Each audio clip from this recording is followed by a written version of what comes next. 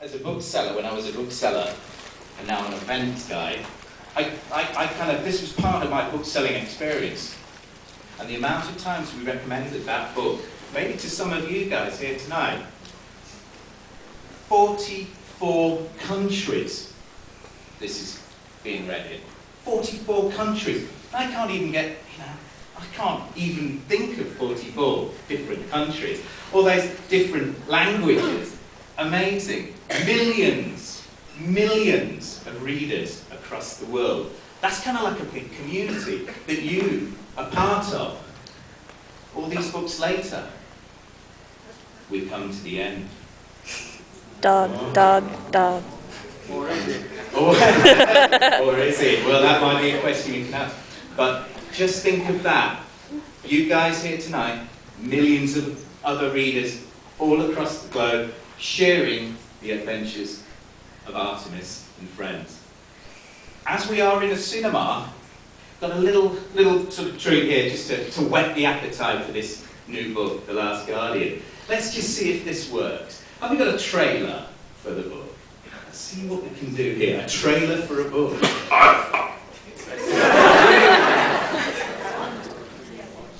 Artemis Fowl. You've probably heard the name. If not, there's still time. Just because Artemis Fowl, daily public enemy #1, is about to mastermind his last criminal adventure. It's the last squabble with Captain Holly Schmort, Mudge Diggum's last fight, Butler's last body block. It's Artemis Fowl and the Last Guardian. Out July 10th. The end. The end, or is it? Ladies and gentlemen, let's bring him on. Let's give a big Nottingham welcome, Eoin Colfer. Come on.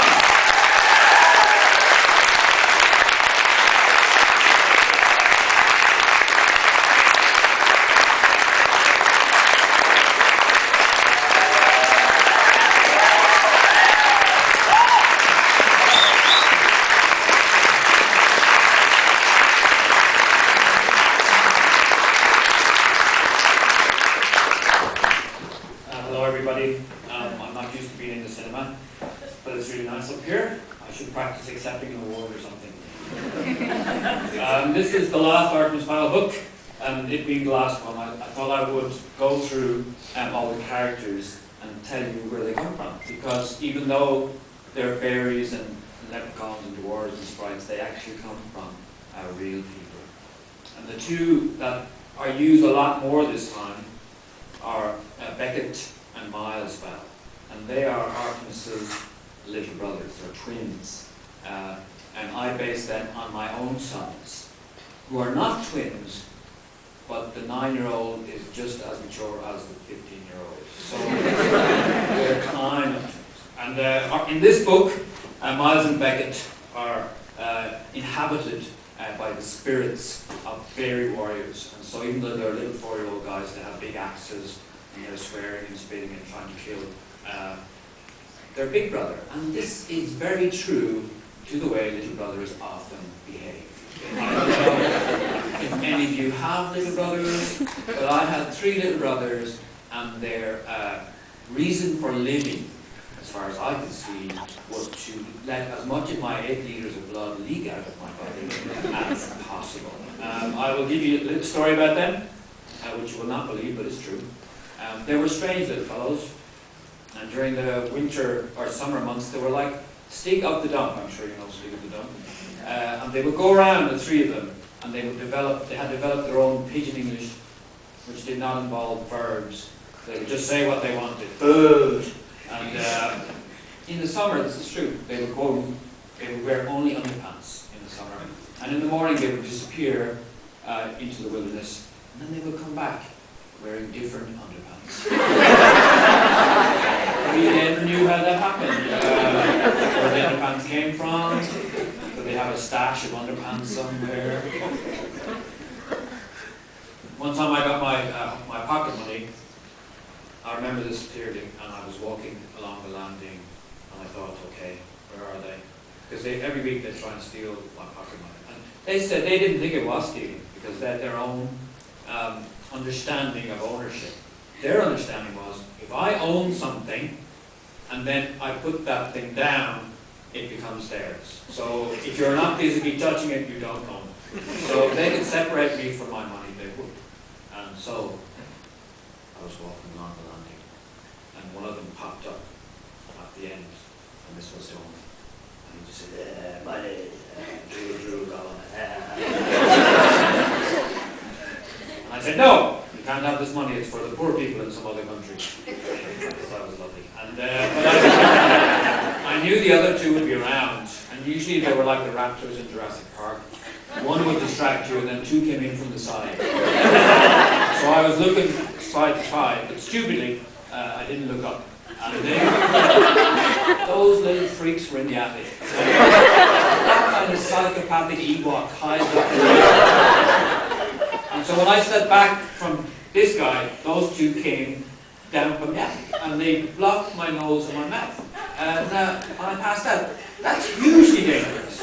You can get brain damage from that kid, so never do that. When we were kids, and I don't know if anyone here did this, we used to knock ourselves out for fun. It's true, your parents did this. So what you do was, you get someone to stand behind you, someone strong, right? And they put their arms around your chest like that. You breathe in as deep as you can 10 times. And then on the 10th go, and lift you up and bear hug, and you pass out. And then you wake up and you're, hey! That was great, I thought I was going to die. And your IQ can go seriously down if you give yourself brain damage, so that's why I'm saying don't ever do that. But we didn't know at the time, and we couldn't afford like Coke. So our second all we would just knock each other out. It was either that or peanuts. So anyway, I said to Donald after, you knocked me out. I could have got brain damage. And you know what he said to me? He said, maybe you did. So anyway, I woke up and my money was gone. Okay, and I looked out the window and there were the three boys dancing away in their underpants. And I said, this time, my mother's going to listen. So the problem with little brothers is they basically do whatever they like. And all the mother will ever say is, oh, he's only a baby. He didn't mean to set the dog on fire. And he's completely forgiven. And so I was determined Mom would listen this time, so I went down to her and I was bawling while like tears were flooding from my eyes. And I said, Mommy, they took my money and I've no money. And then I could have got brain damage. I'm just looking at her today. And she said, okay, sit down, son. Sit down on my knee. So I sat on her knee and I told her the whole story. And she patted my little head and she said, Owen, I'll never forget this. She said, Owen, you are 35 years old.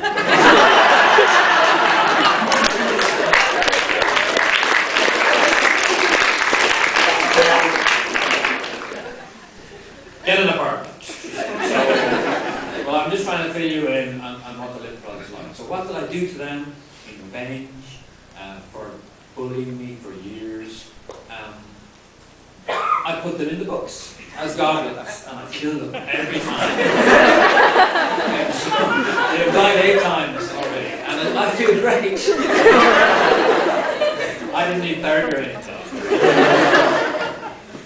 Now, I know what you're thinking. You're probably thinking they're so horrible. You don't talk to them anymore. Well, I do talk to them. I wanted to tell them that I put them in the books and killed them. And they lived together in the same building. And so one day I went to visit them, and I went in one door, and they came in another door. I sat down at the table. They sat down at the table. I picked up the phone on my side of the house.